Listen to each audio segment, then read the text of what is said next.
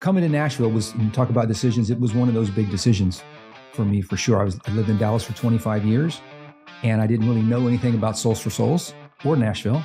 And so when I got the call from the recruiter in June of 2012, there was a lot I didn't know. And what I was able to find out pretty quickly is that Soles4Souls was in a real bind. Like everything that you would track was going the wrong direction. Cash, reputation, board, employee morale, reputation, PR was all going the wrong way. Having said that, as I learned more about the mission of Soles4Souls, which maybe we can talk a little bit later, but it was this idea of using business and markets as a way to help create opportunity for people. It was so compelling to me. So went through the rest of the process and wound up getting the job as president and CEO and moved to Nashville in October of 2012. Welcome to The Decision from Nashville EO, where you will hear the rest of the story after tough decisions were made by entrepreneurs who faced adversity and lived to tell about it.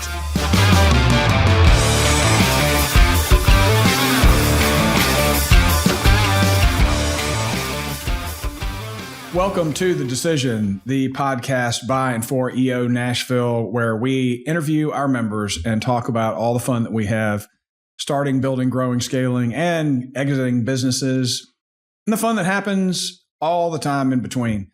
I am Eric Jackson. With me, as always, my partner in crime, Mr. Robert Hartline. Good to be here with you, Eric. Good to be here as always. We're in a new facility here. Yeah, this is essentially our fourth studio. Yeah. We're now at the Music City Work Club, and we've made better steps every time. It just keeps getting better. It does get better. I think it looks pretty sexy. It's looking sexy.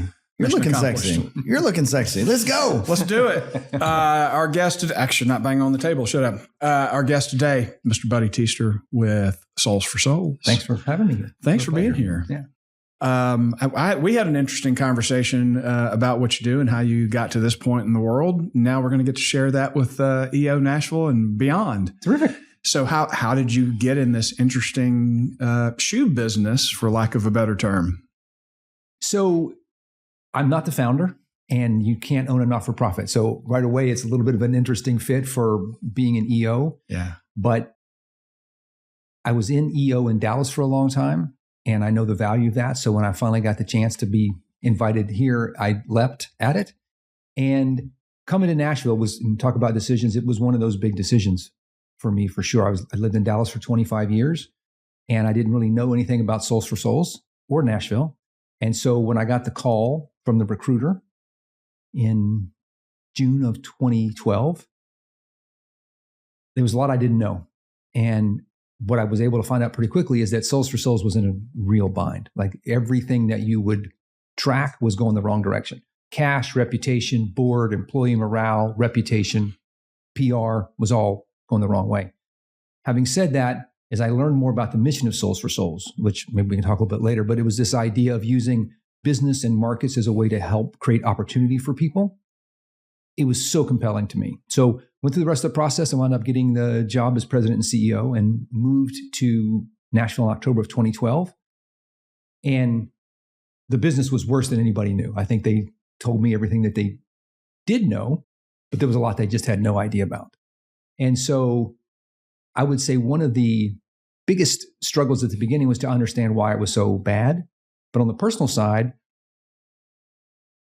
I wanted my family to move here. My family did not want to move. And so working through that at the same time, trying to figure out how to keep the lights on at Soles4Souls, it was a really challenging first year for sure. And I commuted for 3.5 years between here and Dallas because my family wasn't ready to move.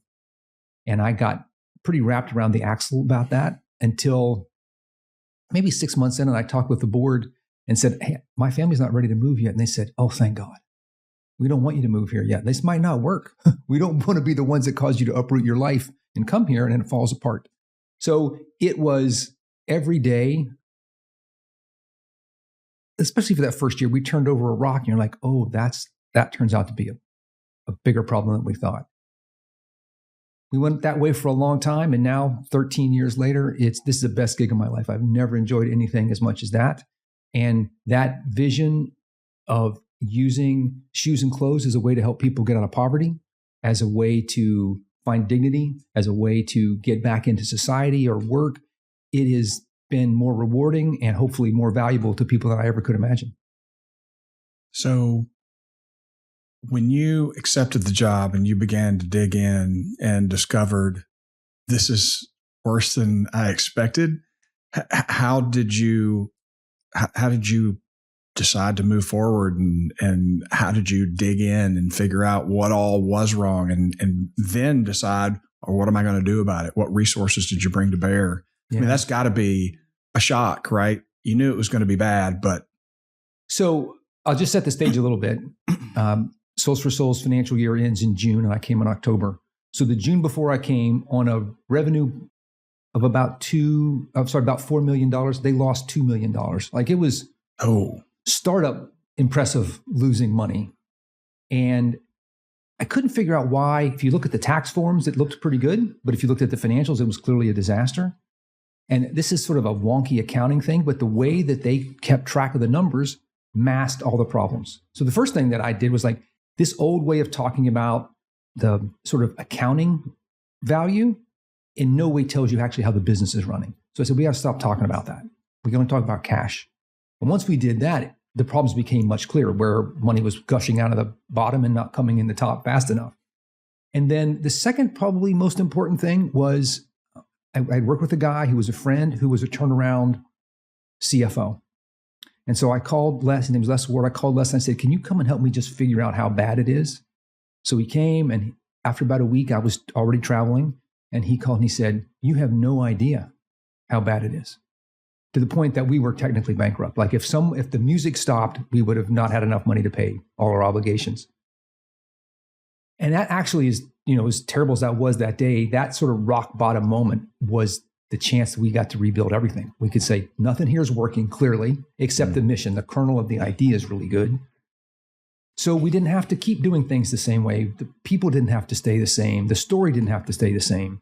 And so that landing, as rough as it was, set the stage for the rest. And telling the truth about that was probably the first thing that What was the root of the problem at that point?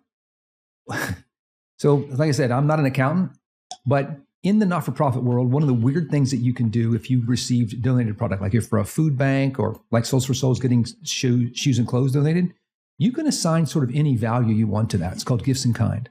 And it's within bounds, but if you had a not-for-profit, you could say it's worth $15 and I could say it's worth $20 and we'd both be right. So right off the bat, it's a weird standard.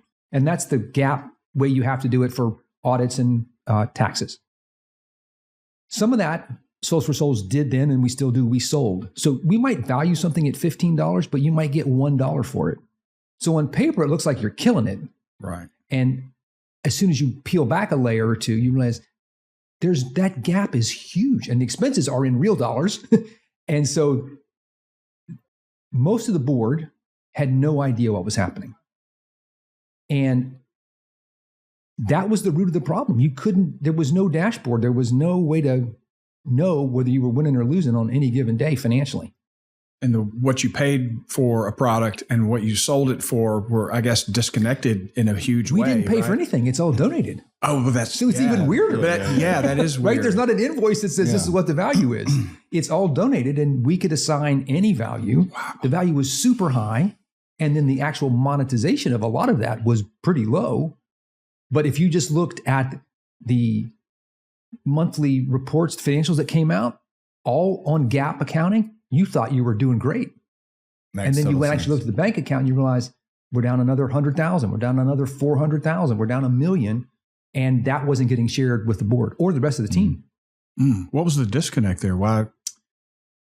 Look, the guy who founded it, I've never met. So I know some of this is just sort of me guessing or talking to people, but there was a big focus on growing that number to $100 million at any cost. And, you guys probably have had people sitting in this chair or your own experience. When he started the organization, he got a $12 million donation from a foundation to start Soles4Souls. So there was a lot of capital. And so I just think there was no discipline. Like, you didn't have to manage that. How do we grow? How do we pay for the next phase of things? It's like, well, we'll just hit the kitty again. And so that was another problem, is that you just felt like, well, maybe the money was never going to run out. And that turned out to be wrong.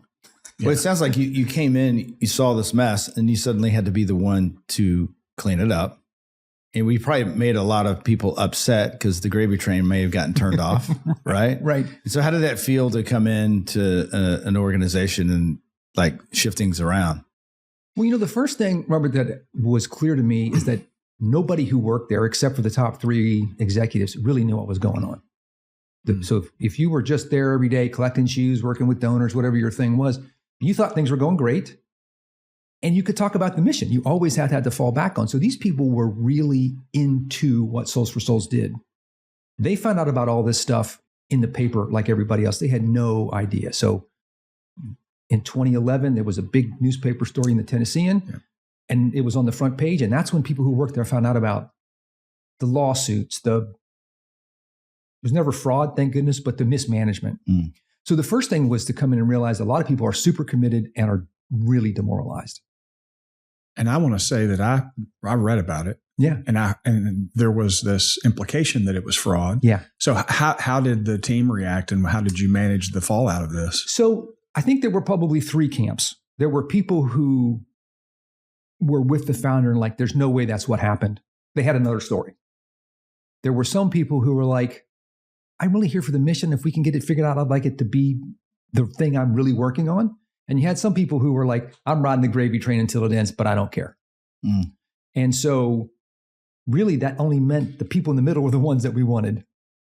And the other thing that we did, and probably no surprise of how I described this, the first thing we had to agree on as a team was that we were going to be transparent about what was happening. There were values, but there were none written down. Like there were the how you acted, but no one said these are important. So we came up with 4. Transparency was the first one. And it started with, guys, I know you've been told there's plenty of cash here and that there's no problem. I'm telling you that we're broke. So a lot of people were like, thanks, see ya. They didn't wait around for how it was going to play out. And some, as I said, were just going to hold on until either it fell apart or they got fired. So in the first year, 18 months, we cut the number of employees in half. And a lot of that was voluntary. There was very little that was, hey, this isn't working. There was some. But a lot of people just didn't think it was going to work, and they wanted to keep a job. They had families and mortgages and all the rest of it. So it was not a crazy decision. But there was a core group who said, no, I came here for what Soles4Souls is about, and I'll hang in there until to see if we can turn it around. So at what point did you join EO? Were you doing this?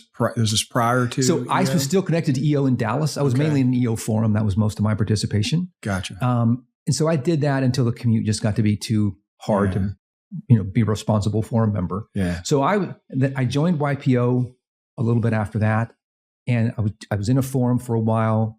This wasn't the right fit. So then I was sort of without anything for probably 5 or 6 years. And when I talked to some EO members that I knew here, they're like, you should try again. And so that's what opened the door. Right. Yeah. And so did you get any counsel when you were in forum or associated with Dallas or YPO to walk you through these problems? Look, it's the classic story. I didn't have anybody here I could talk to, and either at Soles4Souls, and the board, that was another part of the problem. The board was down to 3 people, and they were all like, we are super tired and want out. So I didn't really want to talk to them about all the stuff that was going on because we were trying to figure it out. And I don't know, Eric, that it was any specific advice, but that sounding board, the place to sort of be honest and say, this is worse than I thought, or harder than I thought, or I'm having a lot of conflict with my wife because she doesn't want to move and I want them here. And that was, I've been married 32 years now, 33 years, definitely the worst part of our marriage. So that was really hard to go through, and have people to talk it through with was invaluable. So it wasn't specific, but it was the community and just somebody to listen. That had to have been super hard not to have her here, just trying to navigate those decisions and the stress and probably feeling just alone. Yeah. I mean, I had a sort of a corporate apartment in Hermitage, and I would come up here on Sunday night, go back on Friday. And if I wasn't here, I was traveling. And it was lonely. So that was a big part of that personally and professionally for a while. And also hard too, because a board is hard. Yeah. I mean, I couldn't imagine, having 10 bosses or how many people are on a board. I mean, I was just saying to Eric, we just finished our board meeting. We meet in person twice a year and on the phone 4 times. So we have 6 meetings a year. Our board meetings are long. We started Wednesday night. We just finished at noon today. 22 people. Wow. And I'm totally juiced by it. Like, they are smart, passionate, engaged. They have as their own mantra, fingers, nose in, fingers out. So they aren't trying to turn every knob and pull every lever. They are great at that sort of governance management line. And I don't know, I know a lot of people feel that way about a lot of boards. At Soles4Souls, it's been one of the best parts of my last 10 years. Now, are you the visionary in the organization? What would you say your role is? Yeah, I sort of shy away from that word a little bit automatically. But probably that's as close as it is. I think a lot of the last 10 years, Robert, has been, once we sort of got things turned around. So 2012, 2013 were pretty rough. 2014, we broke even, and then we've been profitable since. So we took the financial thing away. I would say some of the big changes that we've made about how we do the work, what kind of work we're doing, I have been helping to lead, but we have a really amazing team. And of course, that's changed over time, but it is very much a collaborative, I won't say consensus, that's not exactly the right word, but I would say sometimes you could come into one of our executive team meetings and you wouldn't be 100% sure who the CEO is. And so that's very much how we work. And we have made some big changes about our programming. We added a new program in 2020 that was a big deal for us. And I don't think there's any moment you can say that person made that decision.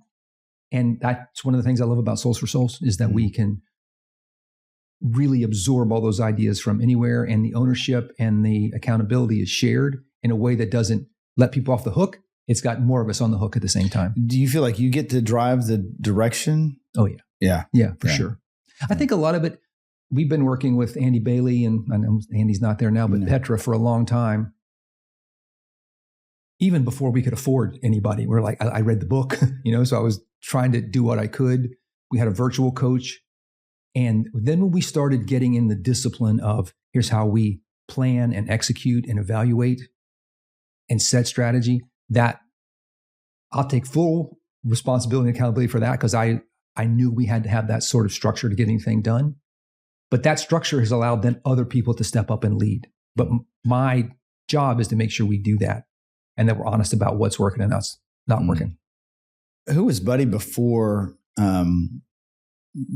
joining Soles4Souls? So one of the things that Soles4Souls offers me is most of my background has been between for-profit and not-for-profit. And there are elements of both of those at Soles4Souls. So I worked for YPO after business school. I worked in the theater before that. I had a couple of startups that did okay, but not like life-changing money okay. And so I've had this movement pretty continuously between for-profit and not-for-profit. And I get a lot of juice from both of those. The service part has always appealed to me.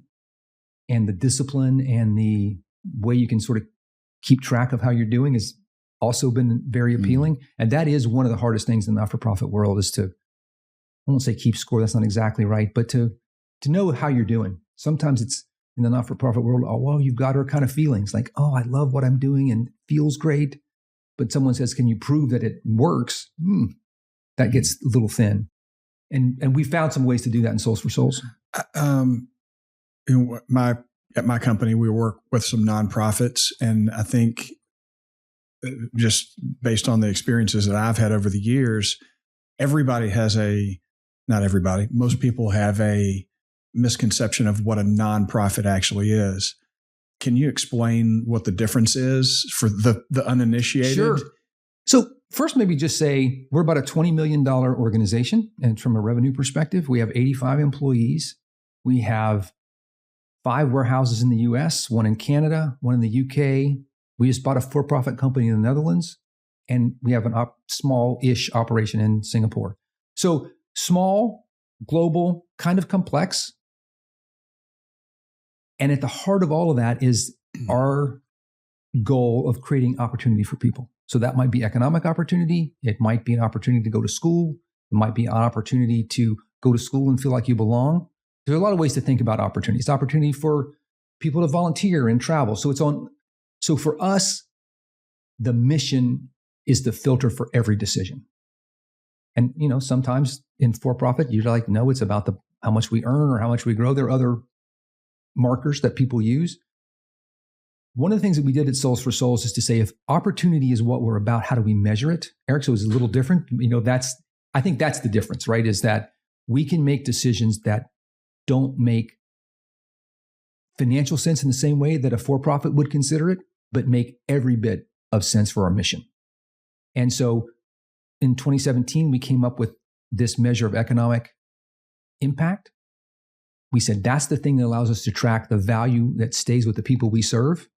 And that became our North Star.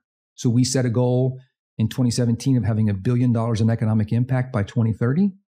And the thing I like about that is that it's not bullshit. Like, there is a formula for it. We've had it validated by a third party. And the other thing that I really like is that we use it every day. It's not something that you calculate at the end of the year, like, how's my carbon footprint, right? Where you just do it once a year and you sort of get a score. Our team uses it every day to make decisions about where product goes, who it goes to. And we've created a way that there are sort of 3 criteria. You can only get 2 at one time. So there's always a trade-off. And because there's always a trade-off, that means people think about it. If I do this, it's good for cash, but it hurts us on our economic impact score. If I do this, it's great for economic impact, but I got to buy shoes for a program next month. And that makes it, I think, pretty honest. And that's been one of the best things, is to not let yourself off the hook because you feel good because you're helping people, but you do all this stuff because you're helping people. Yeah. Right. Yeah, the old classic 3-legged stool. Yes. You can't have all of them. You can't have all of them. What's the other thing? Good, fast, and cheap. Pick 2? Exactly. What would you say one of the biggest decisions you've had to make in your experience? In the Soles4Souls context, I think, so a lot of our work, we have this program called For Opportunity, where we sell all the used shoes and clothes that we collect, and some of the new, to people in low-income countries. So Latin Central America, Caribbean, Philippines, and Eastern Europe primarily. The way that Soles4Souls started doing that was basically they would sell it to anybody who would buy the shoes. There's a giant market out there to buy used stuff. So there really wasn't much underneath the story. They said they were helping people, but it was just for cash. So making the decision to say, if these people are our partners and we're really trying to help create economic impact and change in their communities with them, how do we do that? So the idea of moving from just being transactional partners to, like, we are literally invested in what they're doing, that was a big decision, because when we did it, sounds great, but when you are working with these guys who are on the transaction side, they pay before you ship and they pay more. When we switched to this other model of working with these local not-for-profit partners, they pay less and take 5 times longer to pay. So when we were in this moment of we barely have enough cash to keep the doors open, to switch to this model was a giant risk for us. Because, when you're working with somebody in Haiti, in addition to just it's hard, suddenly the currency's devalued 40%, or there's a tornado and the banks are closed for 3 weeks. All of that happens. So the decision, that was a huge decision to switch to the model that made the most sense for the most impact, but it did not make the most financial sense. And I would say the other one probably in 2020 was a pretty rough year personally and for Soles4Souls, like for a lot of people because of COVID. But the thing that kicked it off for us, our COO, he was the second employee at Soles4Souls. He became one of my best friends. He was re-diagnosed with cancer in mid-January and he died in May. So as the COVID, the dawn of that, we didn't have our operations guy, the guy who could really lead. He knew everything. He had all these relationships were his. And he declined very quickly. So we lost him early and then he died. And at the same time, we launched this program called For Every Kid that provides new shoes, new branded sneakers to kids experiencing homelessness in our public schools. Well, kids weren't in school. We didn't know how many homeless kids there were at that particular moment. Stores were closed. Like there were all these things that were kind of crazy to say, let's launch this now. But again, coming back to a mission perspective, there was probably no time in the previous 20 years that it mattered more to help these families. And so with the help of Foot Locker, they donated $250,000 and about 20,000 pairs of great sneakers. They said, go test it and see if it works. So that was a huge. The other thing, up until then, all of the shoes that Soles for Souls received were donated. There weren't enough donated shoes to serve all the kids. It's 1.5 million kids in America. So we're going to have to buy shoes, and that puts us on the hook financially in a totally different way. So the decision to go after this program was a big deal. Staffing, marketing, fundraising, all of that. Paid off. Since then, we've served 500,000 kids with new sneakers, and the number of kids who are homeless in our public schools has only grown. So I think we're doing the right thing for the right reasons. But that decision to really change our model and serve these kids in a different way was a super risky move. What kind of decisions have you had to navigate with your forms help? And those have not understood what forum is. It's a group of 8 people generally that are in a group that are helping you navigate some important decisions that meet monthly for 4 hours as part of the experience in EO. What kind of presentations have you made in your past that help you navigate some of those decisions? Well, I just joined an EO Nashville forum in June, so it's still pretty new for me. However, I mentioned that we bought this for-profit company. That was another. Look, we'll see. I just signed the papers today, so like there's a lot we don't know yet, right? We just finally signed everything today. It's not that much money in the scheme of things, but it's a big investment for us. It's in the Netherlands. The owner and founder is going to come on the board. That's tough. Like he's going to go from being the big dog to being somebody on the team. That is not going to be easy to navigate for him or us. And so presenting that to my forum here now was super helpful. I mean, I got great perspective, and people in the room have done acquisitions. They've sold companies. So we had both sides of that equation, which was super helpful. But also going through the preparation and the coaching was like clarifying for me. Like some of these things, I'm like, I think this is right. Some of this is like, I don't know that I really thought that all the way through. So the preparation and the discipline of getting coached and not just walking in and winging it was just as important as the conversation in the room. I noticed you have a book. What's your book about? Thank you. I do have a book. It's called From Tailspin to Tailwind. And in some ways, it's the story of the last 10 years of what are the handful of things, 7 or 8 things that we did that got us from being broke to growing, serving more people, adding more programs. So it talks about values, mission, operating system, our board, our team, and setting a BHAG. Those are the key things that sort of are reflected in here. So some of that's our experience. One of the coolest things about doing this, there's this in almost every section called Other Voices. So there, so many people have been a part of that story. Hearing from them about what they saw happening or how it impacted them, it was incredible to have those conversations. Some of these guys we've been working with since Soles4Souls turns 20 this year. So some of these stories go back a long time. And some of the perspectives are things that even I've known these guys and worked with these women, I hadn't heard their version of the story. So it was really valuable. And for us, the reason to do the book was to get the Soles4Souls story out there in a different way, but also hopefully to help other business owners, other not-for-profit leaders who all have their version of Tailspin to Tailwind, maybe, learn lessons from somebody else, me in this case. Yeah, of course. When you think about your not only journey in EO, but also just this journey of life and business and mixing personal and family and all those things, what would be, I guess, maybe some advice that you would give somebody that's, starting their business and, what do you think could help them that maybe they're not getting today? I would say 2 things. In 2008 and 2009, our girls were 5 and 10. We had 2 daughters. We were living in Dallas, and I hated it. I wanted out of Dallas so bad I couldn't stand it. My wife did not. She said, I love our community here where the girls go to school, etc. So we compromised and we moved. We ended up moving to Madrid for 18 months. That was one of the best things I think that we've ever done for our family. Getting out. I was still working. I was working for YPO at the time. So I was working remotely before that was kind of a thing. And we lived and had to rely on each other and spend time with each other in a way that 15 years later now, almost 20 years later, is still paying dividends. So that experience of going someplace else, living in another culture, I don't think there's enough things I can say about that.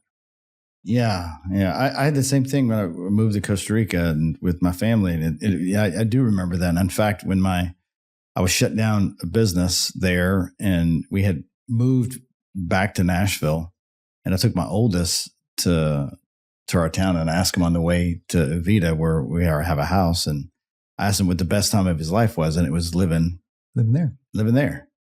And you do get closer to home when you are in a foreign place and you do rely on each other because you don't have all those family ties to. Absolutely. And we didn't speak the language. We were totally isolated in many ways. I mean, lots of people were welcoming and all that too. But when the chips were down, it was just the four of us. And especially our two daughters. I mean, they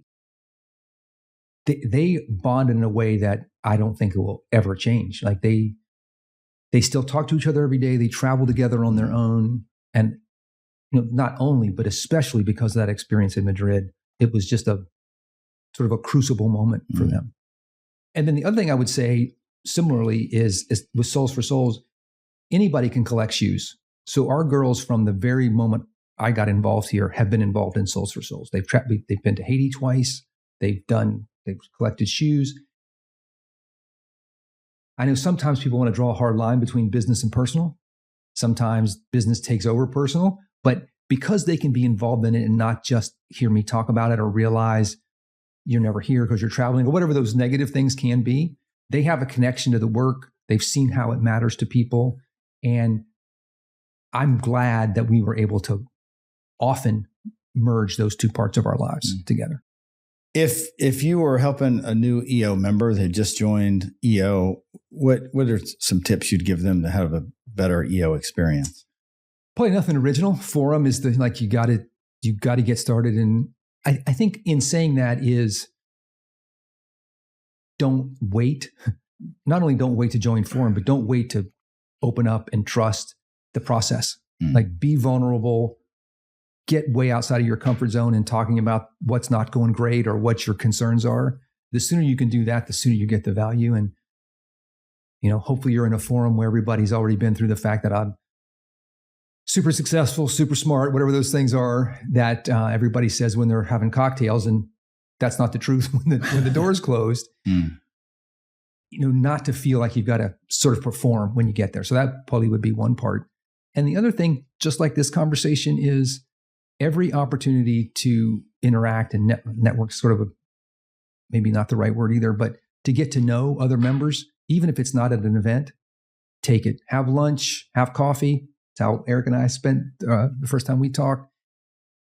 It is an incredible network. And every time, and I'm sure this is doubly true for you all, I'm glad I spent the time. I don't ever walk away from an event or coffee or lunch or whatever and go, well, that was 30 minutes I won't get back. Right. I've never felt that. And so, but the onus is on me to do that. Like it's not somebody else's job to set that up or for somebody to invite me. So I would say that's probably the other thing. Yeah. I'll add to that.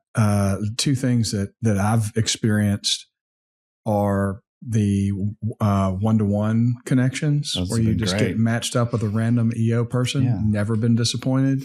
And then mentoring, there are people that are EO members that mentor other EO members that want to learn a specific thing, or you can mentor Catalyst members. It's like I keep collecting more friends. We get these deep personal relationships and we both learn. That's the thing, is like I had my new mentee telling me, I need to know all these things. And he kind of intimated you're the smart one. This is a big lift for you. I'm like, no, you don't realize there are things I learned from you that impact me and my business. And it's so that, to your point, getting out and meeting new people, there are a variety of ways to do that. It's one of the best parts of EO, I think. Yeah. Buddy, thank you. Really appreciate you joining us. It's a pleasure to be here. Thank you. Thank you.